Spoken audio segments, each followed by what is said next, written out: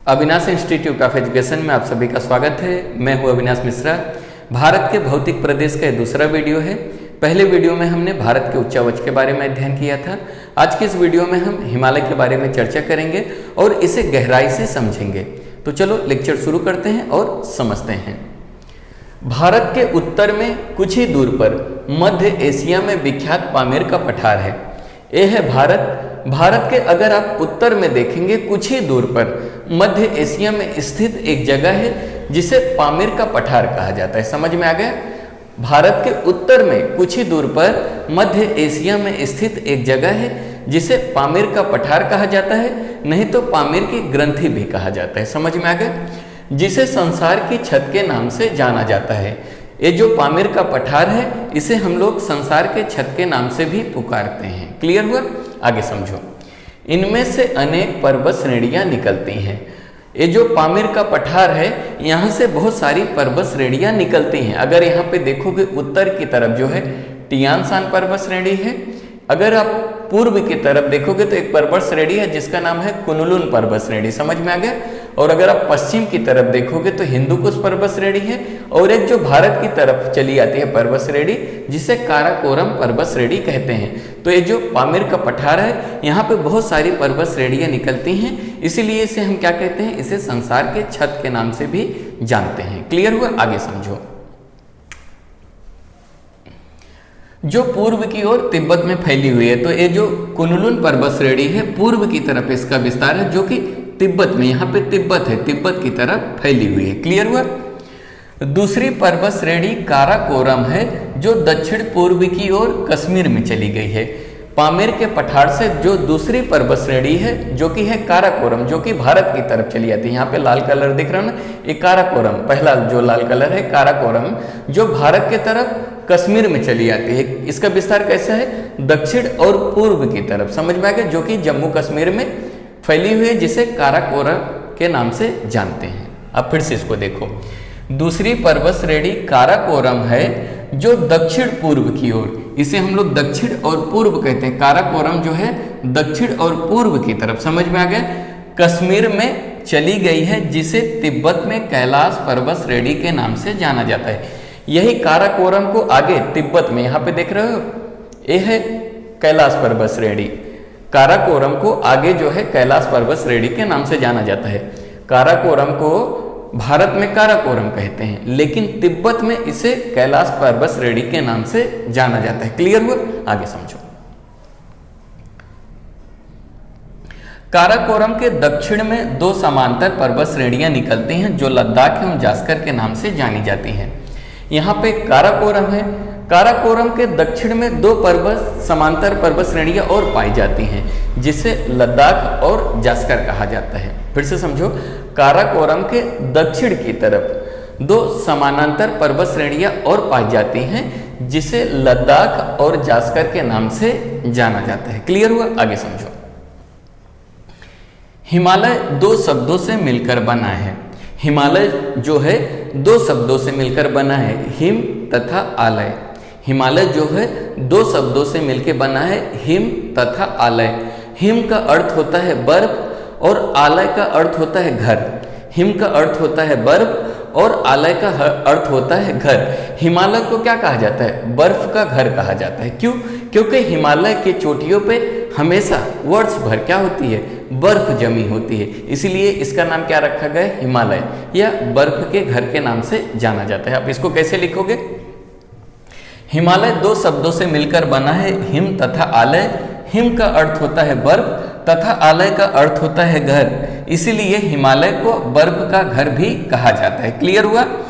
हिमालय एक नवीन मोड़दार पर्वत है। हिमालय जो है एक नवीन मोड़दार पर्वत है। हिमालय कैसा है? मोड़दार पर्वत। इसको हम लोग, जो पर्वत की इस प्रकार होती है, इसे हम लोग मोड़दार पर्वत कहते हैं। हिमालय जो है एक नवीन पर्वत है जो कि मोड़दार पर्वत है। आप इसको ऐसे ही लिखोगे। समझ में आ गया?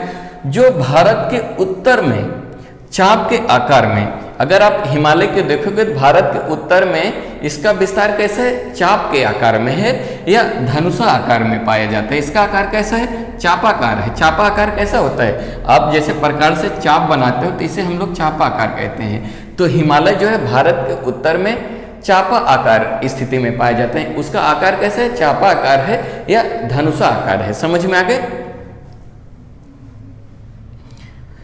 पश्चिम में सिंधु नदी के मोड़ से लेकर पूर्व में ब्रह्मपुत्र नदी तक 2500 किलोमीटर के लंबाई में फैली हुई है। अगर हम हिमालय की बात करें तो भारत में यहाँ पे सिंधु नदी है। सिंधु नदी मोड़ से लेकर ब्रह्मपुत्र नदी तक 2500 किलोमीटर में हिमालय जो है फैला हुआ है या हिमालय का विस्तार पाया जाता है। तो भारत में हिमालय की शुरुआत कहाँ से होती है? सिंधु नदी के मोड़ से लेकर ब्रह्मपुत्र नदी तक भारत जो है चापा आकार या धनुषा आकार में 2500 किलोमीटर तक फैला हुआ है। क्लियर हुआ? आगे समझो। कश्मीर में इसकी चौड़ाई अधिक है जो कि पूर्व की ओर घटती जाती है। अगर हम हिमालय की बात करें कश्मीर की तरफ, इसकी जो चौड़ाई है अधिक पाई जाती है और जैसे जैसे अगर आप पूर्व की तरफ बढ़ते जाओगे इसकी जो चौड़ाई है कम होती जाती है। हिमालय जो है पश्चिम की तरफ अधिक चौड़ी है और पूर्व की तरफ इसकी चौड़ाई जो है कम होती जाती है। क्लियर हुआ? आगे समझो। यह पश्चिम में 400 किलोमीटर तथा पूर्व में 150 किलोमीटर चौड़ी है। अगर हिमालय में अगर आप पश्चिम में देखोगे तो यहाँ पे इसकी जो चौड़ाई है वो 400 किलोमीटर है जो कि पूर्व में कम होती जाती है, जो इसकी चौड़ाई जो है 150 किलोमीटर हो जाती है। समझ में आ गया? हिमालय की जो चौड़ाई है पश्चिम में 400 किलोमीटर चौड़ी है और पूर्व में जो है 150 किलोमीटर चौड़ी है। क्लियर हुआ? इसका जो चौड़ाई है पश्चिम में अधिक है और पूर्व में कम है। आगे समझो आप। यह फैलाव 22 देशांतर रेखाओं के मध्य स्थित है। तो भारत के ऊपर बहुत सारी देशांतर रेखाएं गुजरती हैं, तो हिमालय का विस्तार जो है 22 देशांतर रेखाओं के मध्य में स्थित है। क्लियर हुआ? क्योंकि बहुत सारी देशांतर रेखाएं गुजरती हैं 1-1 डिग्री पर, तो 22 देशांतर रेखाओं के मध्य जो है हिमालय का विस्तार पाया जाता है। यह पर्वत भारत में 5 लाख वर्ग किलोमीटर क्षेत्र में फैला हुआ है। हिमालय जो है भारत में कितना? 5 लाख वर्ग किलोमीटर क्षेत्र में जो है हिमालय फैला हुआ है। हिमालय जो है भारत में 5 लाख वर्ग किलोमीटर क्षेत्र में फैला हुआ है, यहाँ से लेके यहाँ तक। क्लियर हुआ? आगे समझो। इसकी औसत ऊंचाई जो है 6000 मीटर है। हिमालय की जो औसतन ऊंचाई कितनी है? औसत रूप से 6000 मीटर है। समझ में आ गया? हिमालय की औसतन ऊंचाई जो है 6000 मीटर है।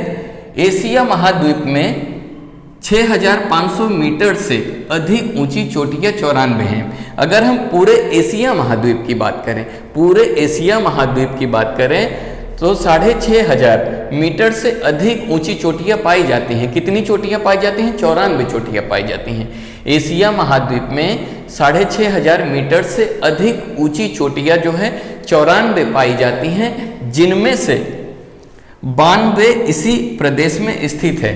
पूरे एशिया की बात करें तो पूरे एशिया में 6500 मीटर से अधिक चोटियां पाई जाती हैं, जो कि 94 चोटियां हैं, जिनमें से 92 चोटियां जो हैं केवल हिमालय में पाई जाती हैं। समझ में आ गया? पूरे एशिया में 6500 से अधिक चोटियां जो हैं 94 हैं। आप इसको समझो, 6500 मीटर से अधिक चोटियां जो है पूरे एशिया में 94 हैं, जिनमें से 92 चोटियां केवल जो है हिमालय में पाई जाती हैं। क्लियर हुआ? आगे समझो।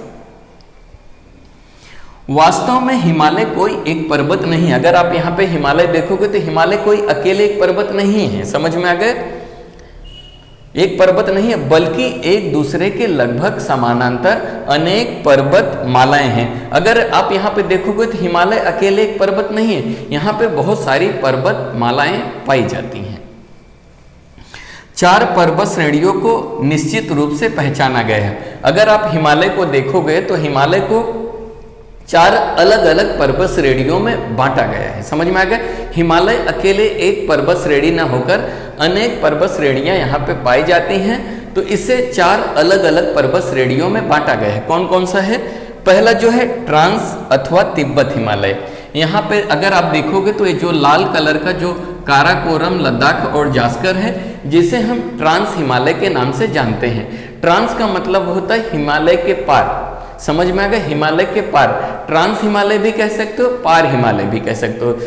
काराकोरम, लद्दाख और जास्कर जो है हिमालय के पार है, हिमालय के उस पार है, इसीलिए इसे हम क्या कहते हैं? ट्रांस हिमालय कहते हैं। क्लियर हुआ? दूसरा जो है बृहद हिमालय, यहाँ पे अगर आप देखोगे यहाँ से लेके यहाँ तक, ये जो है बृहद हिमालय के नाम से जाना जाता है। तीसरा जो है लघु हिमालय है, यहाँ पे एक पर्वत श्रेणी निकलती है जिसे हम लोग क्या कहते हैं? लघु हिमालय कहते हैं। समझ में आ गया? और चौथी जो पर्वत श्रेणी है शिवालिक हिमालय है, यहाँ पे देखोगे लास्ट में सबसे तरफ देखोगे तो यहाँ पे शिवालिक है। तो हिमालय एक पर्वत श्रेणी ना होके अनेक पर्वत श्रेणियां पाई जाती हैं। हिमालय को 4 अलग अलग पर्वत श्रेणियों में बांटा गया है। पहला जो है यहाँ पे जो लाल कलर का दिखाई दे रहा है, इसे ट्रांस हिमालय कहते हैं। दूसरा जो है बृहद हिमालय के नाम से जाना जाता है। तीसरा जो है मध्य हिमालय के नाम से जाना जाता है। और चौथा जो है शिवालिक हिमालय के नाम से जाना जाता है। तो आने वाले वीडियो में हम ट्रांस हिमालय के बारे में अलग वीडियो में पढ़ेंगे। बृहद हिमालय, लघु हिमालय, शिवालिक हिमालय, सबके ऊपर मैं अलग अलग वीडियो बनाऊंगा ताकि आप इसको गहराई से समझ सको। तो हिमालय का वीडियो कैसा लगा कमेंट करके जरूर बताइए। वीडियो देखने के लिए धन्यवाद।